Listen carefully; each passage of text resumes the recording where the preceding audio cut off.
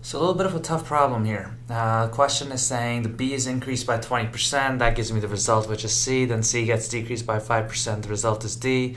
The result of D is what percent of B? On a scale of 1 to 5, I'd say it's a close to a level 4, level 5. A tough problem. Keep in mind what our strategy here is. Strategy is hypothetical testing, which simply is if they don't give you a concrete number and they talk in terms of B getting increased by 20%, C by this, blah, blah, blah, make up some numbers and try the problems based off that number. So I know that what's happening to B initially is that B gets increased by 20%, which will result in C. So what I'm going to do is I'll make up a number for B. I'll make B, since I'm dealing with percents, a nice and easy number to work with is 100. I'll make B 100 and I'll increase B by 20%. And the result is C. So if I increase 100 by 20%, I get 120. And if you're not 100% sure on how to do that, here's the calculations behind it. So 20% of 100, 20% is 0.2 as a decimal, off is multiplication, and there's 100. 0.2 times 100 is 20, and that just implies that 100 gets increased by 20%, which is just 20.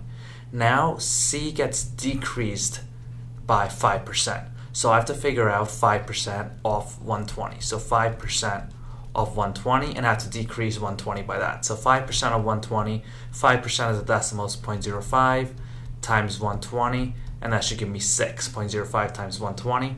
So that means that C gets decreased by 6. So my final answer is 114. Now the question is saying D, which is 114, is what percent of B, which is 100. What I'm going to do is, just for this problem's purposes, let's just go through all the answer choices.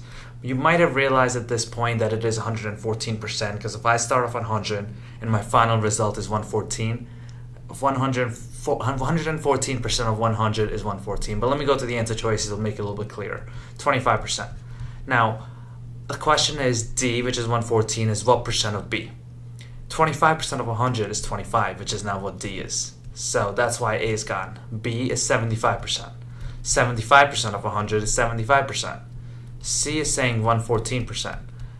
And remember, 114% is 1.14. Oops, 1.14. It's not a multiplication. Let me erase that and rewrite that.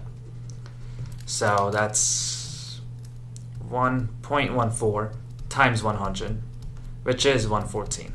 So 114% of 100 is 114, which is why my answer choice is C.